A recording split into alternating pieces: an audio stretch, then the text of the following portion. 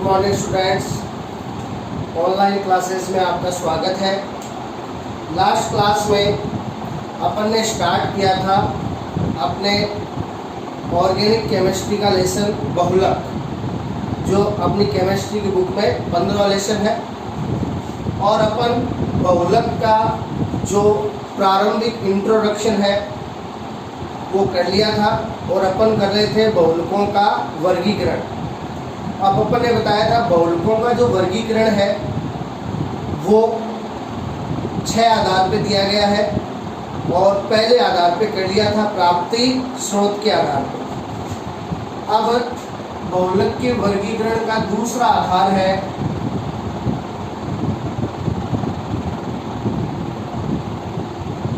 एकलक इकाई के आधार पर। अब बहुलक क्या होते हैं? जिसमें बहुत सारी इकाइयां आपस में जुड़ी हुई होती है, और बहुलक में जो बहुत सारी इकाइयां आपस में जुड़ी होती हैं उन इकाइयों को अपन कहते हैं एकलक इकाई। तो यहाँ पे जो वर्गीकरण है वो है एकलक इकाई के प्रकार के आधार पर। अब देखिए, एकलक इकाई के प्रकार के आधार पर जो बहुलक है वो 2 प्रकार के होते हैं। पहला है समबहुलक, पहले प्रकार है समबहुलक, जिसको अपन इंग्लिश में कहेंगे होमोपोलीमर। अब देखिए, समबहुलक या होमोपोलीमर क्या होते हैं? देखिए, सम मतलब समान, सम का मतलब हो गया समान, और ये जो वर्गीकरण है वो किसके आधार पे है? एकलक इकाई के प्रकार के आधार पे। यानी इन बहुलकों में क्या होता है, सारी एकलक इकाई समान होती है। समबहुलकों में सभी एकलक इकाइयां क्या होंगी? समान होंगी। देखिए,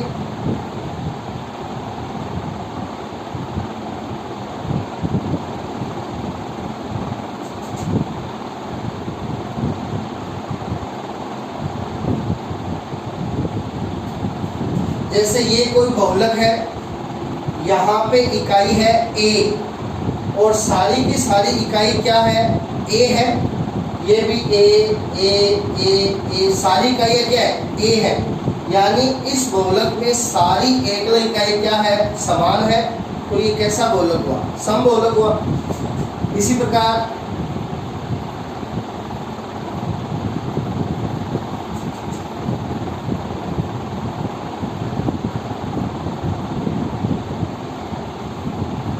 ये एक बहुलक है जिसमें सारी एकलक इकाई क्या है? B। तो यहाँ पे भी सभी एकलक इकाई क्या है? एक जैसी है, समान है। तो ये भी क्या हुआ? समबहुलक। तो समबहुलक में क्या होता है? सभी एकलक इकाई समान, या कह दीजिए इन बहुलकों में एक ही प्रकार की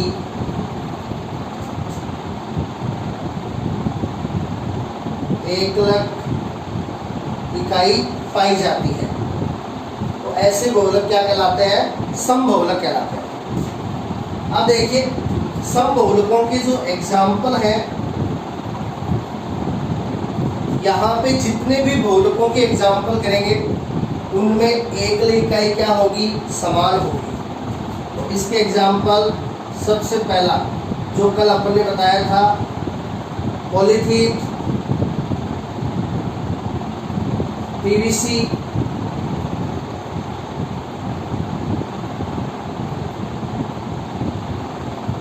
पॉलीस्टाइरीन, पीवीसी की फुल फॉर्म पॉलीवाइनिल क्लोराइड।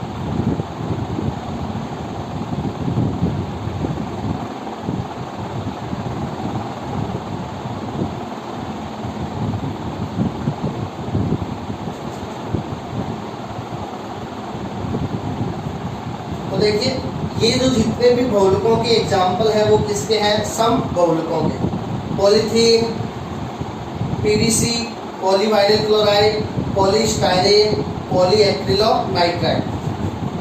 यहाँ पे सारी इकाइयाँ एथीन की होंगी, इसमें सभी इकाइयाँ वाइनिल क्लोराइड की होगी, इसमें सभी इकाइयाँ स्टाइरीन की होंगी और इसमें सारी इकाइयाँ एक्रिलोनाइट्राइल होंगी।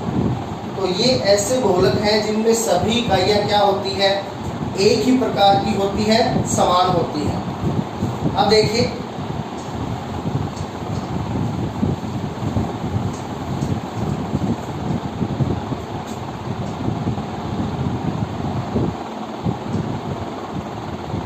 जैसे अपन लेते हैं पॉलीथीन। तो देखिए पॉलीथीन की एकलक इकाई होती है एथीन। अब बहुलक में एकलक कितनी होती है, बहुत सारी, तो बहुत सारी एकलक के लिए ले लिया स्मॉल एन। तो एथीन के कितने अणु हो गए, एन अणु हो गए। ये बहुलीकरण की क्रिया हुई। अब बहुलीकरण की क्रिया होगी तो सभी एकल इकाइयाँ आपस में जुड़ जाएंगी, तो डबल बॉन्ड बदल जाएगा किसमें, सिंगल बॉन्ड में।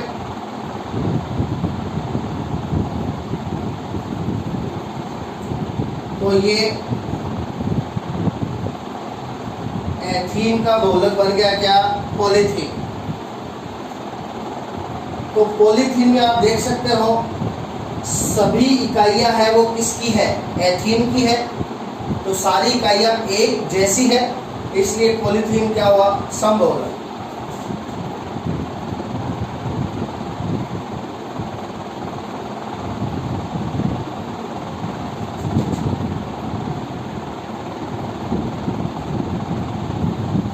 नेक्स्ट है पॉलीवाइनिल क्लोराइड। पॉलीवाइनिल क्लोराइड को शॉर्ट में कहा जाता है पीवीसी। तो यहाँ पे देखिए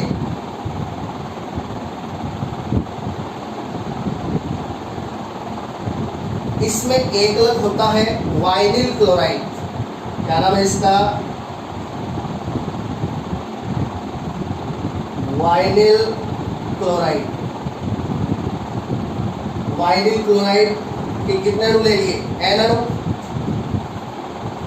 ये करवाया बहुलीकरण, तो बहुलीकरण कराएंगे तो डबल बॉन्ड किसमें बदल जाएगा, सिंगल बॉन्ड में।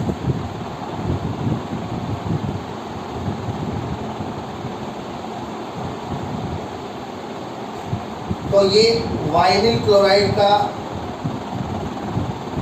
बहुलक बन गया पॉली वाइनिल क्लोराइड, जिसको अपन शॉर्ट में कहते हैं पीवीसी। तो आप पीवीसी में देख सकते हो सारी इकाइयाँ किसकी है, वाइनिल क्लोराइड की, यानी सभी इकाइयाँ क्या है, समान है। तो ये भी एक क्या कैसा बहुलक हुआ, समबहुलक। अब देखिए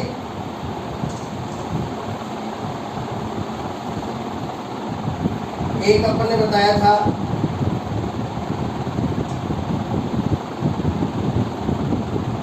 पॉलीस्टाइरेन, पीएस। पीएस मतलब पॉलीस्टाइरेन। तो पॉलीस्टाइरीन में एकलक होती है स्टाइरीन। अब स्टाइरीन में क्या होता है, देखिए वाइनिल क्लोराइड में यहाँ पे Cl था, स्टाइरीन के लिए यहाँ पे Cl की जगह कर दीजिए C6H5। तो ये अब बन गया स्टाइरीन। तो ये इधर स्टाइरीन का बहुलक बन गया पॉलीस्टाइरीन। तो यहाँ पे भी Cl की जगह कर देते हैं C6H5।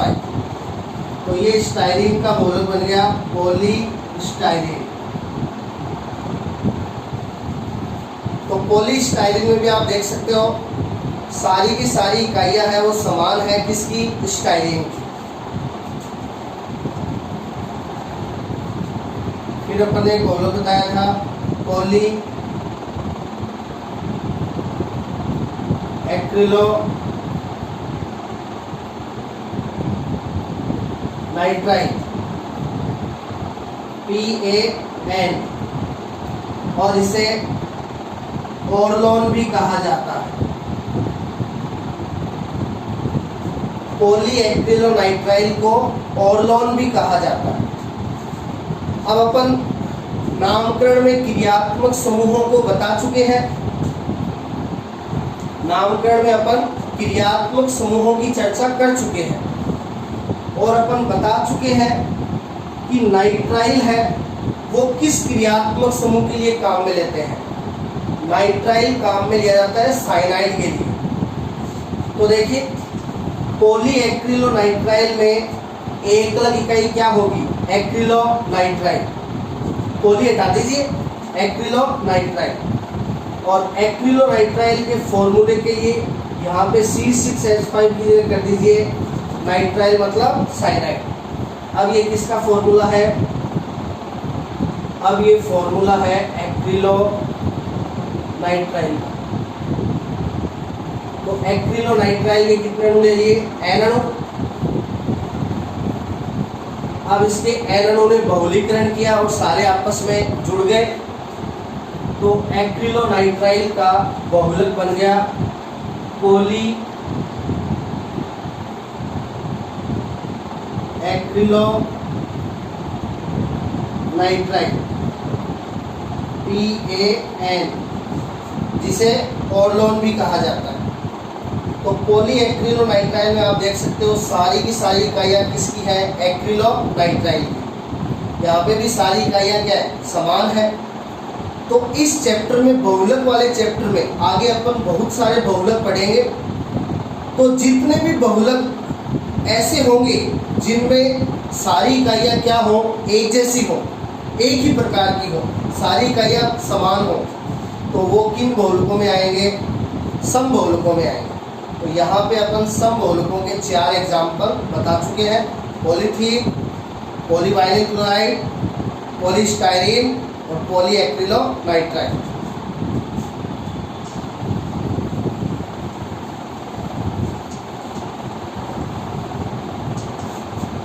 अब देखिए एकलक इकाई के आधार पे अपन ने बहुलक कितने प्रकार के बताए, 2 प्रकार के। पहला था समबहुलक। अब जो दूसरा है वो है विषम या जिसको कह सकते हैं सहबहुलक। तो एकलक इकाई के आधार पे दूसरे प्रकार का बहुलक है विषम या सहबहुलक। अब सहबहुलक को कोपॉलीमर कहा जाता है। सहबहुलक को इंग्लिश में क्या कहते हैं, कोपॉलीमर। तो देखिए इन बहुलकों में क्या होगा, समबहुलक में क्या था, सभी इकाइयाँ एक ही प्रकार की थी, सभी इकाइयाँ समान थी। यहाँ पे क्या होगा, इन बहुलकों में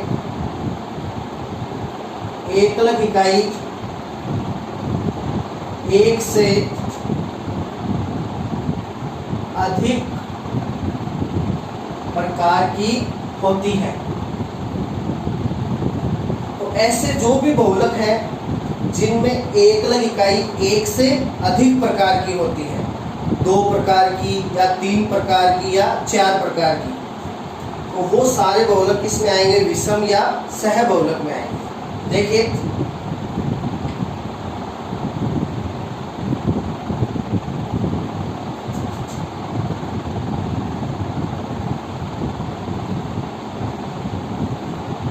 ये बहुलक है, जैसे इकाइयों के जुड़ने से बन गया। अब यहाँ पे आप देख सकते हो इकाइयाँ कितने प्रकार की है, 2 प्रकार की है, A और B। तो ये बहुलक किसमें आएगा, विषम या सहबहुलक में आएगा। तो विषम या सहबहुलक में इकाइयाँ है वो एक से अधिक प्रकार की होती है। अब देखिए ऐसे बहुलकों के जो उदाहरण है, पहला उदाहरण है नायलॉन 6,6,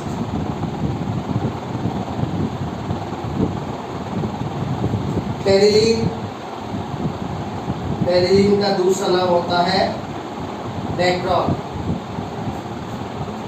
तो ये विषम या सहबहुलक के मुख्य उदाहरण है जो बहुत ज़्यादा इम्पोर्टेंट है। इन दोनों बहुलकों से एग्जाम में लगभग क्वेश्चन है वो आ जाता है। तो नायलॉन 6,6, टेरिलीन या डेक्ट्रॉन, ये कैसे बहुलक है, विषम या सहबहुलक है। यानी इनमें इकाइयां हैं वो एक से अधिक प्रकार की होंगी। तो देखिए पहले अपन लेते हैं नायलॉन 66। तो देखिए नायलॉन 66 में दो इकाइयां होती हैं, एक तो हेक्सा मेथिलीन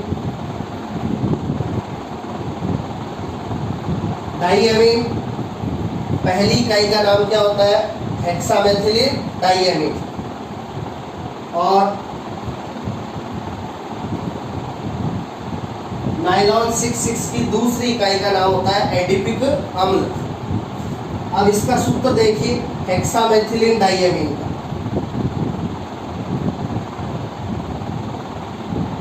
मेथिलीन मतलब CH2, मेथिलीन मतलब CH2, हेक्सा मतलब कितने?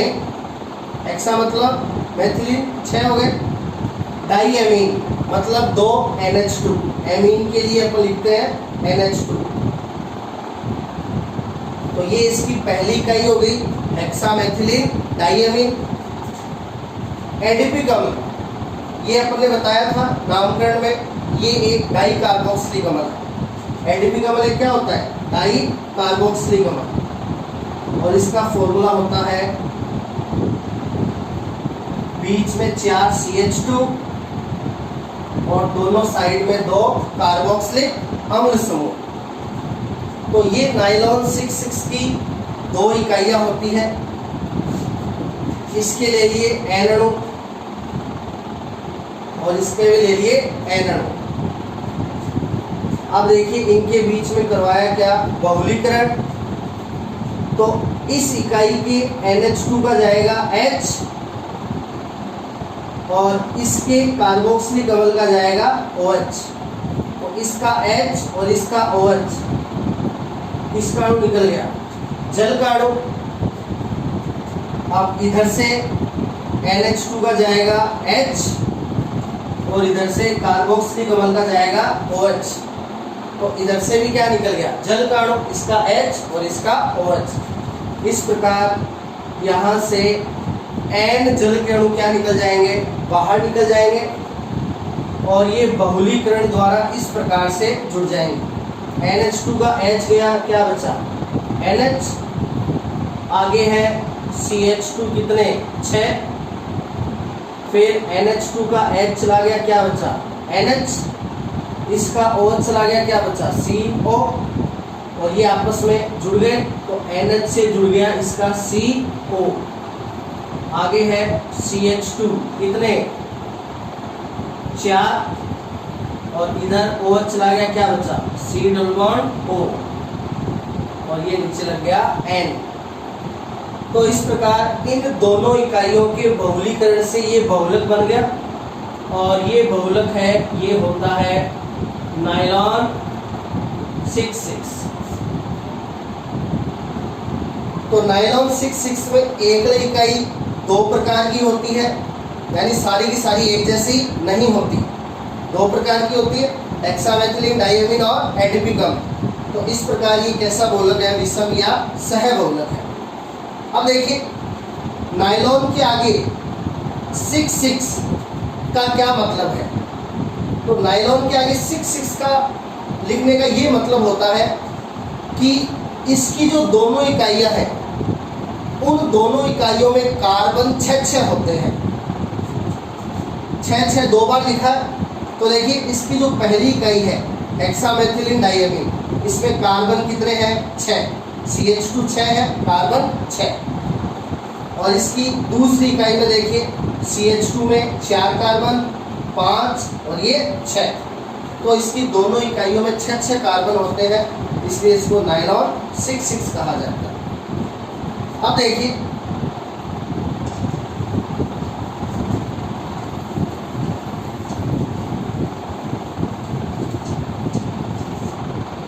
जो दूसरा सहबहुलक है टेरिलीन या जिसको कहते हैं डेक्रोन, उसमें भी इकाइयां हैं वो दो प्रकार की होती हैं। पहले प्रकार की इकाई यहाँ पे होती है एथिलीन ग्लाइकोल। एथिलीन ग्लाइकोल और इसकी दूसरे प्रकार की इकाई है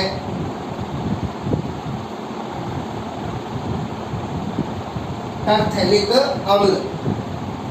तो ये दोनों बहुलक जो है नायलॉन 66 और टेरिलिन या डेक्रोन, इनकी इकाइयाँ हैं वो बहुत ज़्यादा इम्पोर्टेंट है। तो इनकी एक अलग इकाइयों के नाम है वो अच्छी तरह से याद कर लेना, बहुत बार एग्जाम में पूछे जाते हैं। तो देखिए एथिलीन ग्लाइकोल, एथिलीन ग्लाइकोल अभी नामकरण में पढ़ गया है अपन। ग्लाइकोल क्या होता है? यदि दो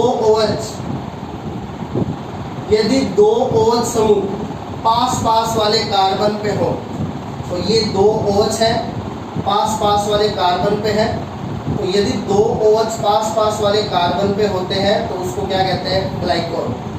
एथिलीन मतलब दो कार्बन, तो यहाँ देखिए दो कार्बन है, तो ये इसकी पहली इकाई है एथिलीन ग्लाइकोल। अब देखिए दूसरी इकाई है टरथैलिक अम्ल।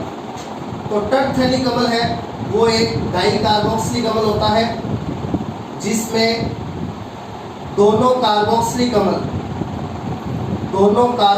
अम्ल समूह जुड़े होते हैं बेंजीन वलय की पैरा कंडीशन पे। तो यदि बेंजीन वलय पे दो समूह आमने सामने वाले कार्बन से जुड़े हो तो उसको पैरा कंडीशन कहा जाता है। तो यहाँ पे टरथैलिक अम्ल में दो कार्बोक्सिलिक अम्ल बेंजीन वलय की पैरा कंडीशन पे होते हैं। इसके भी कितने अणु ले लिए? n अणु। अब देखिए तो ये टेरिलिन या डेक्रोन की दोनों इकाइयाँ हैं, एथिलीन ग्लाइकोल और टरथैलिक अम्ल। अब ये बहुलीकरण करेंगी, तो बहुलीकरण में क्या होगा? इसके OH का H और इसके कार्बोक्सिलिक अम्ल का OH, यहाँ से निकल जाएगा जल। इधर से इसके OH का H और इधर से इसके कार्बोक्सिलिक अम्ल का OH, यहाँ से भी निकल जाएगा जल। तो इस प्रकार यहाँ से N अणु निकल जाएंगे किसके? जल के। तो देखिए बहुलीकरण द्वारा क्या बनेगा? इधर OH का H गया, क्या बचा? O, आगे CH2, आगे OH का H गया, O बचा। इधर OH गया, क्या बचा? C double bond O। आगे ये जुड़ा है किससे? बेंजीन वलय से, ये बेंजीन वलय हो गई। आगे इसका OH गया, क्या बचा? C डबल बॉन्ड O, और ये नीचे लग गया N। तो ये बहुलक बन गया जिसका नाम है टेरिलीन या जिसका दूसरा होता है डेक्रोन। तो इस प्रकार आप देख सकते हो टेरिलीन या डेक्रोन में भी एकल इकाई है वो कितने प्रकार की होती है? दो प्रकार की, एथिलीन ग्लाइकोल और टरथैलिक अम्ल। तो ये भी कैसा बहुलक हुआ? विषम या सह बहुलक। तो ये अपना बहुलकों का दूसरे आधार पे वर्गीकरण है वो कंप्लीट है, जो था एकलक इकाई के आधार पर। तो जिन बहुलकों में सभी एकल इकाई समान होती है, एक जैसी होती है, वो तो समबहुलक। और जिन बहुलकों में एकल इकाई एक से अधिक प्रकार की होती है वो सारे आएंगे विषम या सह बहुलकों।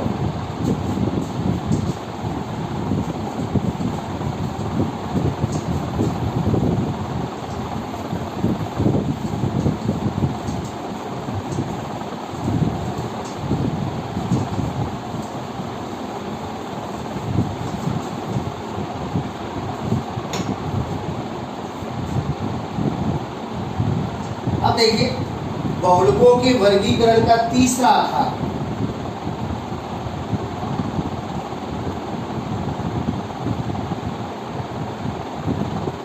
निर्माण क्रिया के आधार पर। अब बहुलकों के निर्माण की क्रिया को क्या कहते हैं? बहुलीकरण। तो इसे अपन लिख सकते हैं बहुलीकरण क्रिया के आधार पर। अब देखिए बहुलक निर्माण की जो बहुलीकरण क्रिया है वो दो प्रकार की होती है। एक तो होता है योगात्मक बहुलीकरण और दूसरा होता है संघनन बहुलीकरण। तो बहुलक निर्माण की जो बहुलीकरण क्रिया है वो दो प्रकार की होती है, योगात्मक बहुलीकरण और संघनन बहुलीकरण। योगात्मक बहुलीकरण को कहेंगे एडिशन, पॉलीमराइजेशन। योगात्मक बहुलीकरण को इंग्लिश में क्या कहेंगे? Addition, polymerisation. और संघनन बहुलीकरण को कहेंगे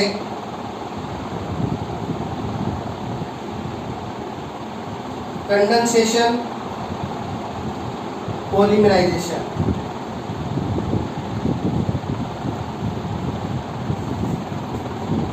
तो बहुलीकरण क्रिया दो प्रकार की होती है, योगात्मक बहुलीकरण एडिशन पॉलीमराइजेशन, संघनन बहुलीकरण कंडेंसेशन पॉलीमराइजेशन। तो ये बहुलीकरण क्रिया दो प्रकार की है। तो इस आधार पे बहुलक भी कितने प्रकार के होंगे? दो प्रकार के। तो जो पहला है वो है योगात्मक बहुलक।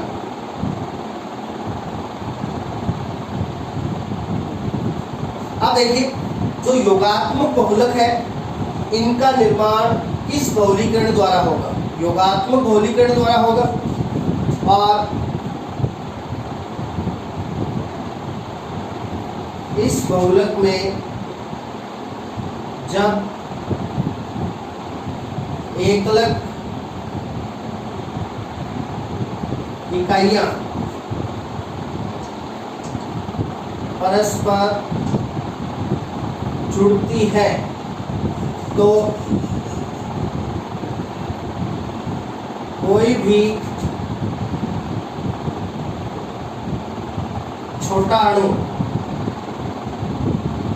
जैसे H2O, NH3, HX आदि बाहर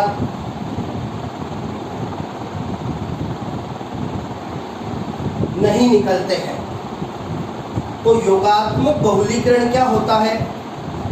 योगात्मक बहुलीकरण में जब एकलक इकाइयां परस्पर जुड़ती है तो उनके जुड़ने से किसी भी प्रकार का छोटा अणु जैसे H2O, NH3, HX किसी भी प्रकार का छोटा अणु बाहर नहीं निकलता। केवल एकल इकाइयां आपस में सीधी की सीधी जुड़ती चली जाएंगी, कोई भी छोटा अणु बाहर नहीं निकलेगा। इससे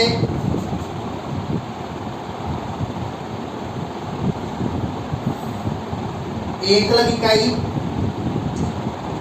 तथा बहुलक का अणुभार समान होता है। तो ऐसा होने पर क्या होता है? एकलक इकाई और बहुलक का अणुभार क्या होगा? समान होगा। क्यों? क्योंकि यहाँ पे जब एकलक इकाइयां जुड़ेंगी तो वो कुछ भी बाहर नहीं निकलेगा। तो जितना अणुभार एकलक इकाई का होगा उतना ही किसका होगा? बहुलक का होगा। तो देखिए, योगात्मक बहुलकों की जो उदाहरण है वो इस प्रकार है। Polythene, PVC, polyvinyl chloride, PS, polystyrene, PAN, polyacrylonitrile. तो ये जो आप एग्जाम्पल देख रहे हो वो योगात्मक बहुलकों के उदाहरण हैं। देखिए, पॉलीथीन, पहले अपन लेते हैं पॉलीथीन को। तो देखिए, पॉलीथीन की समीकरण इस प्रकार से होती है। एन अणु ले लिए किसके? एथीन के। एन अणु ले लिए किसके? एथीन के। बहुलीकरण कराया तो बहुलीकरण कराएंगे तो ये एथीन के एन अणु आपस में जुड़ जाएंगे और बहुलक बनेगा क्या, पॉलीथीन। तो यहाँ पे आप देख सकते हो इधर एन अणु किसके, CH2 CH2 CH2 double bond CH2, यहाँ पे भी CH2 CH2 कितने हैं, N है। यानी यहाँ पे आप देख सकते हो इस बहुलीकरण में जब एकल इकाइयाँ जुड़ी तो कोई भी छोटा अणु बाहर नहीं निकला। तो ऐसे जितने भी बहुलक हैं वो कैसे होंगे, योगात्मक बहुलक होंगे। तो इधर N CH2 CH2, इधर भी N CH2 CH2, जितना अणुभार इधर होगा उतना ही अणुभार इधर भी होगा, यानी दोनों तरफ अणुभार क्या होगा, समान होगा।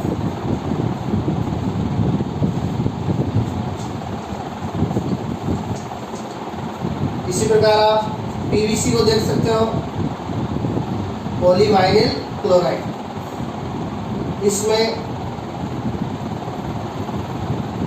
एकलक होती है Vc वाइनिल क्लोराइड, बहुलीकरण होगा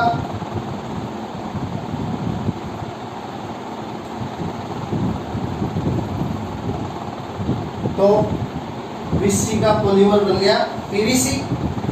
तो यहाँ पे आप देख सकते हो बहुलीकरण में कोई भी छोटा अणु बाहर नहीं निकला है। इधर भी CH2 CHCl, इधर भी CH2 CHCl, इधर भी N अणु, इधर भी N अणु। तो ये भी क्या है, एक योगात्मक बहुलक है। इसी प्रकार पॉलीस्टाइरीन, पॉलीस्टाइरीन PS, यहाँ पे Cl की जगह होगा C6H5,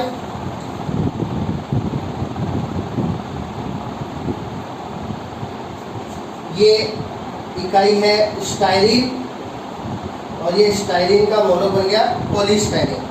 यहाँ पे भी बहुलीकरण में कोई छोटा अणु बाहर नहीं निकला, ये भी क्या है, योगात्मक बहुलक है।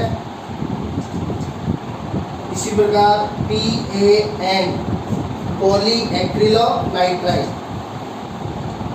इसकी एकलक होती है एक्रिलोनाइट्राइल, नाइट्राइल के लिए Cl, और ये एक्रिलोनाइट्राइल का बहुलक बन गया पॉलीएक्रिलोनाइट्राइल। तो यहाँ पे आप देख सकते हो कोई भी छोटा अणु बाहर नहीं निकला है। यहाँ पे भी एकलक और बहुलक के अणुभार क्या होंगे, समान। तो ये भी क्या है, एक योगात्मक बहुलक है। तो आगे अपन जितने भी बहुलक पढ़ेंगे तो सभी की समीकरण देखेंगे। तो जिस बहुलक की समीकरण में कोई भी छोटा अणु बाहर नहीं निकलता, जैसा एकलक होता है वैसा का वैसा बहुलक होता है, कोई छोटा अणु बाहर नहीं निकलता, वैसे सारे बहुलक हैं वो किस प्रकार के होंगे, योगात्मक बहुलक होंगे।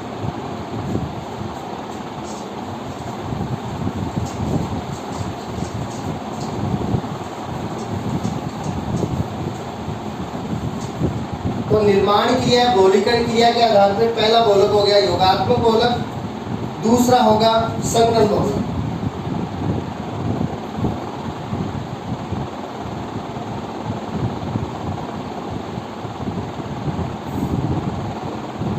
अब देखिए संकरण बहुलक में क्या होगा, जब एकल इकाइयां आपस में जुड़ेंगी तो छोटा अणु क्या निकलेगा, बाहर निकलेगा। छोटा अणु जैसे H2O, NH3HX क्या निकलेंगे, बाहर निकलते हैं। अब छोटा अणु बाहर निकलने से क्या होगा, बहुलक का अणुभार क्या हो जाएगा, कम हो जाएगा, जिससे बहुलक का अणुभार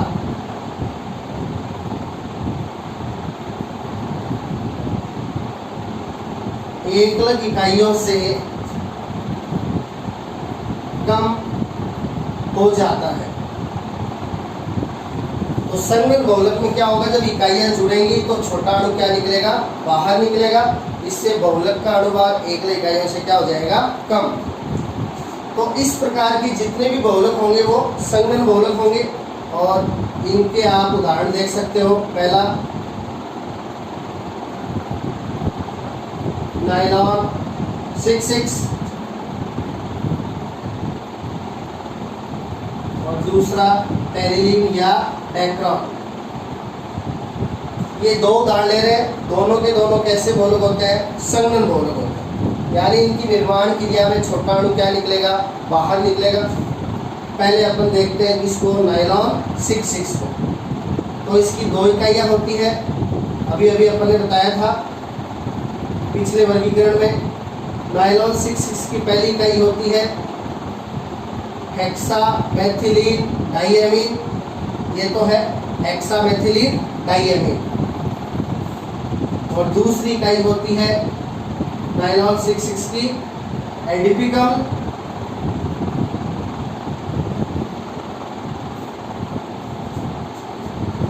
इस इकाई का नाम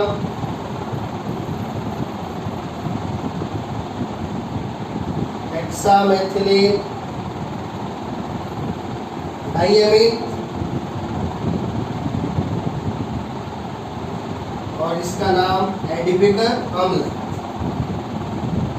अब इसका बहुलीकरण कराएंगे नायलॉन 6-6 बनाने के लिए। तो देखिए, जब बहुलीकरण होगा तो इधर से NH2 का जाएगा H और इधर से कार्बोक्सिलिक अम्ल का जाएगा OH। इधर से NH2 का H और इधर से कार्बोक्सिलिक अम्ल का OH। तो इस प्रकार बहुलीकरण में N अणु बाहर निकल जाएंगे किसके, जल के।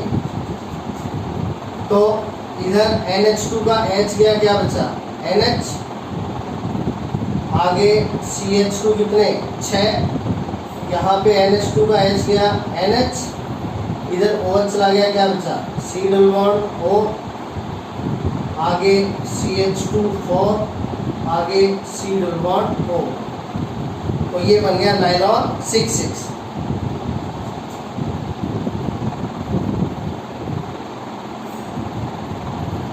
तो यहाँ पे आप देख सकते हो, जब एकल इकाइयां आपस में जुड़ी तो N अणु किसके बाहर निकल गए, जल के बाहर निकल गए। तो इसके बराबर अणुभार बहुलक का क्या हो जाएगा, कम हो जाएगा। N अणु जल के निकल गए। एक जल का अणुभार कितना होता है, ऑक्सीजन का 16, 2 हाइड्रोजन का 2, 16 और 2 18। एक जल के अणु का अणुभार कितना होता है 18। अब यहाँ पे कितने जल के अणु निकलते हैं उसके हिसाब से अणुभार है वो बहुलक का क्या हो जाएगा, कम हो जाएगा। तो ये कौन सा बहुलीकरण होता है, संघनन बहुलीकरण। जिस बहुलीकरण में इकाइयों के जुड़ने से छोटा अणु क्या निकलता है, बाहर निकलता है।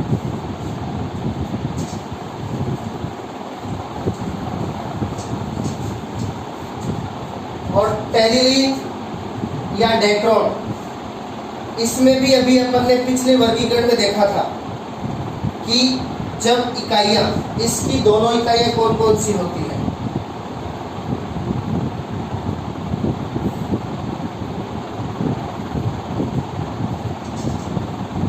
अब अपन कर रहे हैं टेरिलीन या डेक्ट्रॉन। इसकी पहली इकाई एथिलीन ग्लाइकोल, दूसरी इकाई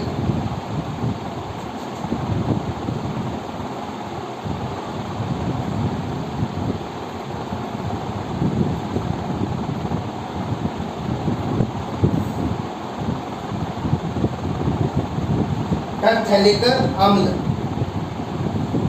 अब देखिए, बहुलीकरण होगा तो एथिलीन ग्लाइकोल के OH का H और टरफेलिक अम्ल के कार्बोक्सिलिक अम्ल का OH। इधर से एथिलीन ग्लाइकोल के OH का H, इधर से टरफेलिक अम्ल के कार्बोक्सिलिक अम्ल का OH। इस प्रकार N जल के अणु क्या निकल जाएंगे, बाहर निकल जाएंगे। तो ये बन गया बहुलक O CH2 CH2 O, C double bond O,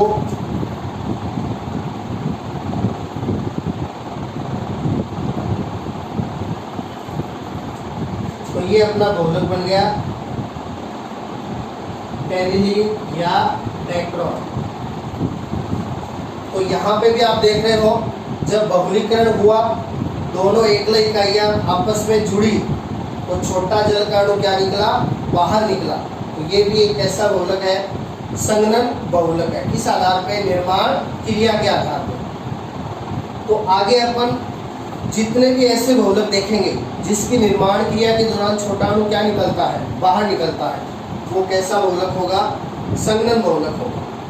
तो अपन नायलॉन 66 और टेरिलीन या डेक्ट्रॉन, इन दोनों को दो बार देख चुके हैं। ये एग्जाम की दृष्टि से बहुत इंपॉर्टेंट बहुलक है, जिनकी एकल इकाइयाँ लगभग एग्जाम में पूछी जाती है। चाहे लास्ट ईयर के जो पेपर है वो उठा के देख लेना, या तो नायलॉन 66 पूछा जाता है या टेरिलीन या डेक्ट्रॉन। अब देखिए,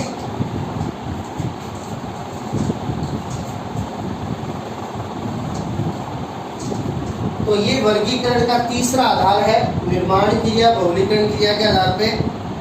तो बहुलीकरण क्रिया दो प्रकार की होती है, योगात्मक बहुलीकरण और संघनन बहुलीकरण। तो इस आधार पे बहुलक भी दो प्रकार के हैं, योगात्मक और संघनन। अब देखिए, ये जो दो प्रकार के बहुलीकरण है, इनके एक एक नाम और भी होते हैं जो आपको ध्यान में रखना है। योगात्मक बहुलीकरण है, इसका दूसरा नाम होता है श्रृंखला वृद्धि बहुलीकरण। योगात्मक बहुलीकरण को श्रृंखला वृद्धि बहुलीकरण भी कहा जाता है। और जो संघनन बहुलीकरण है, इसका दूसरा नाम होता है पद वृद्धि बहुलीकरण। तो योगात्मक बहुलीकरण का दूसरा नाम श्रृंखला वृद्धि बहुलीकरण और संघनन बहुलीकरण का दूसरा नाम पद वृद्धि बहुलीकरण। तो ये दोनों बहुलीकरण आगे विस्तार से आएंगे, तो इनके ये दोनों नाम भी ध्यान रखें। तो बहुलकों का वर्गीकरण है वो 6 आधार पे दिया हुआ है। अपने 3 आधार है वो कंप्लीट हो चुके हैं, प्राप्ति स्रोत के आधार पर, एकल इकाई के प्रकार के आधार पर और निर्माण क्रिया या बहुलीकरण क्रिया के आधार पर। आगे आएगा संरचना के आधार पर बहुलकों का, वो अगली क्लास में। Thank you.